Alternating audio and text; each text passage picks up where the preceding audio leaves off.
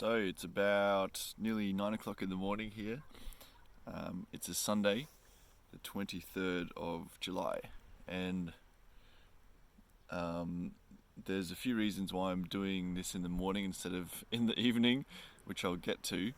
But yeah, a little bit's happened since the last time I spoke to you. I think the last video I made was I was at a campsite.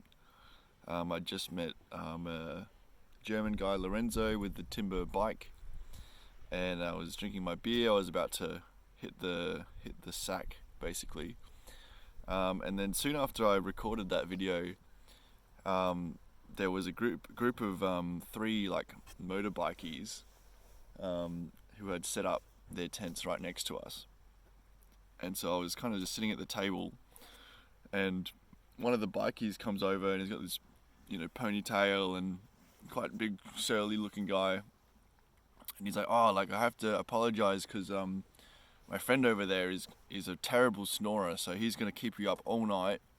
So here, have some beer." And he like gave me a couple of beers, and at first I didn't really want to accept them. I don't really like accepting things from strangers, but he kind of insisted, and I was like, all right, well, why not? A beer is a beer. So I took a beer, and then I asked him, can I just come over and have a chat with you guys? He's like, yeah, sure. So I went over, and they were all like pretty drunk at this point, actually. So these like, big bikey Swedish guys that looking pretty fierce. But they were just the nicest guys I ever met. Actually, they were so friendly and so jovial, and just wanted to have some fun. So they kept topping my my glass up with whiskey. I'm sorry, no, it was rum, because they were obsessed with Kraken rum, which is also a rum that I like drinking back in Australia. And one of them even had a picture of the Kraken from the rum bottle on his motorbike, which was pretty funny. But yeah, they were just loose, and they gave me some snus, it's called, but it was like loose, so it's just like kind of like loose tobacco leaf. And like one of the biggest, like surliest bikey dude, he was like, no, don't give it to him, he'll throw up, he's not ready for it. And I was like, alright, come on, give me a shot, I'll have a go. And I put some in my mouth, and they were all kind of like standing around watching me, like seeing what was going to happen. And I started getting really like head spinny, and like basically couldn't really I could talk, but I couldn't really move. So I just kind of stood there, and one of the bikies was like holding me up. And then after like 10 minutes, they were like, all right, take it out now. It's too long, take it out. So I spat it out. And soon after that, like I was feeling like pretty high at this point, so I just went and brushed my teeth and went to bed. And the bikies were still drinking, and like they sat down, and then like the guy like fell off his chair and lost his glasses and all this. It's a pretty funny night at the end. We had a good chat about Vikings and stuff. Like they were very impressed that I was traveling by bicycle, and they started calling me a Viking, and I was like, nah, come on, you guys are the real Vikings. One of them had a exhibition motorbike, so it was like huge, and it had like Gatling guns on the exhaust, so like whenever he started it, it would like start spinning like it was about to fire. Man, it was funny. But yeah, the next morning, like I woke up feeling pretty hungover. This was yesterday morning. After all the rum and the beers that they gave to me. And I spoke to Lorenzo, because he was camping next to me, and he slept through the whole thing, I guess. But he was quite annoyed because the big bikey guy who was the snorer was like the closest to me and him, and he had been snoring all night. And now that I was woken up, I could clearly hear him. He was like a bloody freight train. Never heard someone snore so loud. It was outrageous. And Lorenzo, poor Lorenzo, hadn't really slept very well that night at all because of the snoring, so he was quite irate, actually. He wanted to do a big day and make some kilometers to get to Copenhagen. So he kind of left pretty soon after that in a bit of a state. And then eventually the big biker guy woke up, and I went and had a chat to him because he was like looking for something. And it turns out he'd lost his glasses. So I found another pair of glasses while he was asleep, but they weren't his, they were his friends. But then together we managed to find his glasses that he had dropped when he had fallen off his chair the night before. But then I looked over at one of the tents, and there was a big like slash in the side of the tent, and I was like, oh, what's going on? What happened? And he said, oh, after you went to bed, I was like trying to get into my tent, and I couldn't find the zip. I thought it was broken, so he just like got out his knife and he just slashed the tent open, and his friend was sleeping in the tent. It wasn't even his tent. So now he has to buy his friend a new tent. But anyway, I left probably around 9 o'clock, 9:30. I was feeling pretty rough, bit hungover, but there was no point hanging around doing that, so I had some Nurofen and just got on the road. And then my goal was to get to Gothenburg and perhaps a bit further. So I was cycling there, and then soon I bumped into a German father and son who were on their way to Gothenburg as well, and they had been touring around Gothenburg for the last week or so.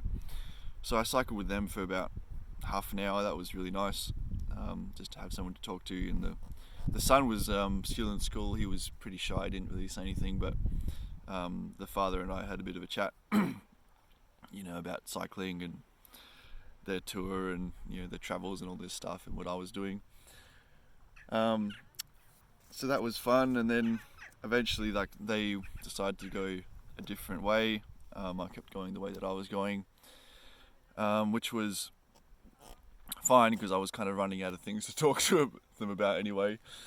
But yes, I arrived in Gothenburg, which was a quite nice city, I thought. I really enjoyed it, and the sun was out. It was a nice day.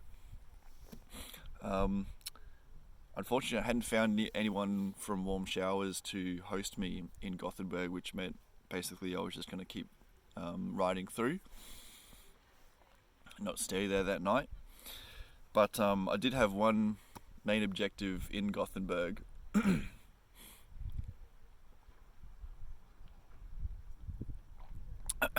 And that was to get a pair of nice Fjallraven hiking pants, because I've seen many people around in Scandinavia wearing these hiking pants, and they look really cool. And the hiking pants that I had were kind of crappy ones that I got from Decathlon a few years ago, and I just wanted to get a good pair. And I thought, now that I'm in Sweden, the home of Fjallraven, this is the best place to buy them. So yeah, I looked up an outdoor clothing store in Gothenburg, and I headed there, and it was a great store actually. They had heaps of good stuff, and I spent probably an hour and a half in that store looking at different stuff, and do I need this? Do I really need this? Do I want to carry this? It was all very expensive, of course, but in the end I did buy a pair of Fjallraven hiking pants, which are very comfortable and quite expensive. So I need to live a bit more frugally the next couple of weeks to pay off these pants, I think. But yeah, I'm happy with that purchase. And I have one other thing I want to purchase as well, which is a pair of Birkenstocks, which I've been trying to get for probably over a year now, and every single store I've been to in Australia, and also I checked in the store yesterday as well in Gothenburg, they don't have any in my size. Apparently a size 43 foot is very uncommon in Birkenstock, so still on the hunt for them, but I would really like to get them in Germany because that's where they're made. So I'm on a bit of a quest to Whenever I buy things, I want to try and buy them in the country they're made from, mainly to reduce like transport costs and like as in like carbon footprint associated with getting packages delivered to you and such. But also it's just kind of a cool thing to do, I think. So yeah, maybe in Hamburg I can try and find some Birkenstocks. But yeah, continued on from Gothenburg. Sun was shining. It was just beautiful weather actually, and really enjoyed the ride. I wasn't sure how much further I was going to go because it was about nearly 4 or 5 o'clock at this point, and I hadn't done heaps of kilometers that day, so I kind of wanted to make up some ground. So I just rode. I had a bit of a plan to get to a campsite, which was maybe about maybe 35 k's south from Gothenburg. And I was riding. I was really enjoying the ride, feeling really good actually. And I was kind of nearing the campsite, and I was like thinking, well, I don't really want to stay in the campsite, to be honest. Like, much prefer just to wild camp somewhere. But I just couldn't really find anywhere suitable. And I was like kind of riding down this road, and there was a sign pointing down another road, so I followed the sign, rode down that way for about 10 minutes, and then I checked the map, and turns out I'd gone the wrong way. And so I looked at the map, and like the road was going down to like a little beach town, and I was like, oh, maybe there is somewhere good to stay down on the beach. So I had already turned around, but I then turned around again and started going back down towards the beach. And I got to the end of the road and ended up at this amazing camp here, right on the beach. And I even have a table.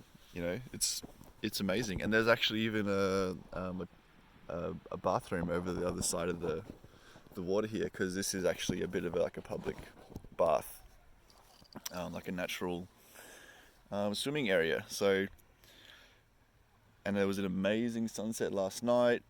Oh, and then one more thing, like as I was like just getting ready to go to sleep last night or record this video, a Swedish guy came round, and he was blasting music on like a boombox, and he kept like walking back and forth, like, and I was like, oh, what is this guy up to? But he ended up walking over to me, and he's like, oh, what are you up to? Do you want a beer? And I said, oh, not really. I'm pretty good. I'd already had one that the bikies had given me the night before. I was carrying that all day. But he kept insisting, so eventually I said, all right, fine, I'll have a beer. So he gave me a beer, and then he asked if he could sit down and have a chat, and I said, yeah, sure, all right. So we ended up chatting for probably half an hour, and he gave me a couple of cigarettes, and he turns out he's a blacksmith, so he showed me like all of these like knives and awesome like metalwork that he had done, and like he had like a huge knife on his like strapped to his leg in like a scabbard that he had made as well, which was quite impressive actually, really impressive. So quite interesting guy to talk to, but we spoke for about half an hour, and as the conversation progressed, I kind of got the idea that he was pretty right wing. So he was talking a lot about how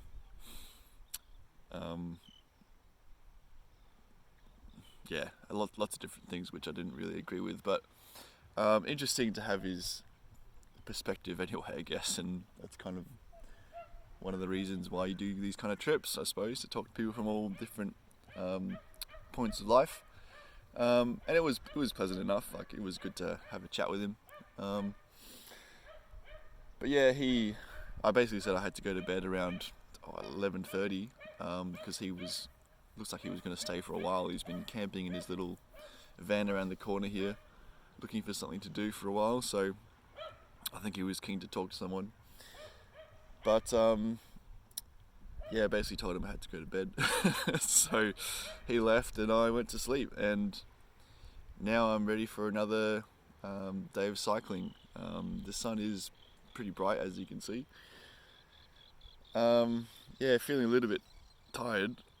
It's 9 o'clock, and yeah, wish I had gone to bed a little bit earlier, but that's alright. I think it was worth having a chat. So yeah, that's everything that's happened the last couple of days. So I'll talk to you again tonight and see if anything else interesting has happened.